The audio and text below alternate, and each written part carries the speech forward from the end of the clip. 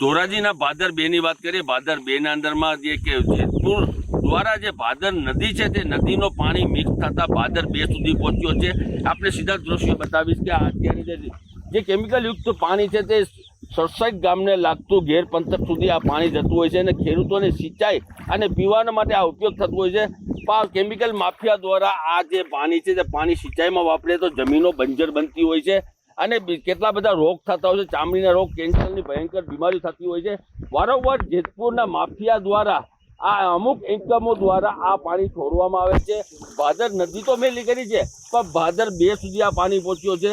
આપ સીધા દ્રશ્યો અત્યારે જે પાણી મિક્સ કેમિકલ યુક્ત થતું હોય છે પણ છતાં કોઈ જાતની જીબીસીબીસી કોઈ જાતની કાર્યવાહી કરવામાં આવતી નથી। તંત્ર ખાલી માત્ર સેમ્પલ લઈ જતા હોય છે અને માત્ર આ જ પરિસ્થિતિ હોય છે।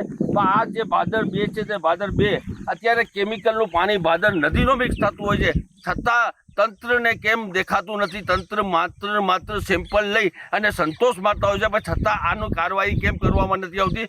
સરસાઈટ ગામને આ પાણી પૂરું પાડતું ભાદર 2 છે તે અત્યારે ખેડૂત પોતાની જમીનમાં સિંચાઈમાં ઉપયોગ કરે કે પીવામાં ઉપયોગ કરે તો પીવામાં કેટલી બધી બીમારી થતી હોય છે અને જો સિંચાઈમાં ઉપયોગ કરે તો ભયંકર જે જમીનો છે તે બંજર બની જતી હોય છે, તે પાકમાં નુકસાન થતું હોય છે છતાં તંત્રને કેમ દેખાતું નથી? એક મોટો સવાલ છે। ધોરાજી નજીકથી પસાર થતી ભાદર નદીની અંદર જેતપુરના કેમિકલ માફિયાઓ અવારનવાર કેમિકલના ટેન્કરો છોડી જાય છે।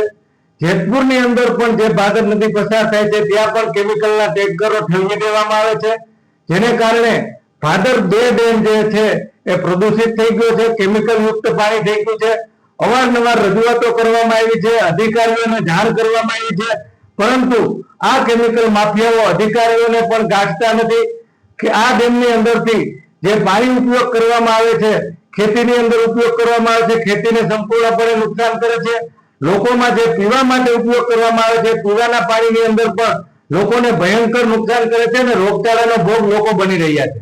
આ કેમિકલને લીધે ખેડૂતો જો આ પીએચ ની અંદર પાણીનો ઉપયોગ કરે તો જમીનો બંજર થઈ જાય છે, કોઈ પણ પાક વાવે તો ઉત્પાદન થતું નથી અને પાક તૈયાર થતો નથી।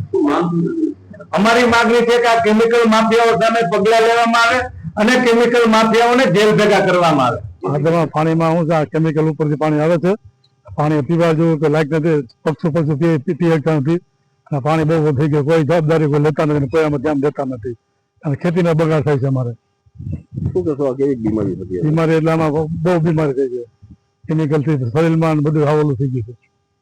રજૂઆત કરી પણ કોઈ આમાં કોઈ ધ્યાન દેતું જ નથી। કેટલા સમયથી આ પાણી આવે? આ પાણી તાજા વર્ષથી આવે છે। હું અહીંથી 22 વર્ષથી હું અહીં છું, ખેતી કરી છે મેં વાડીમાં।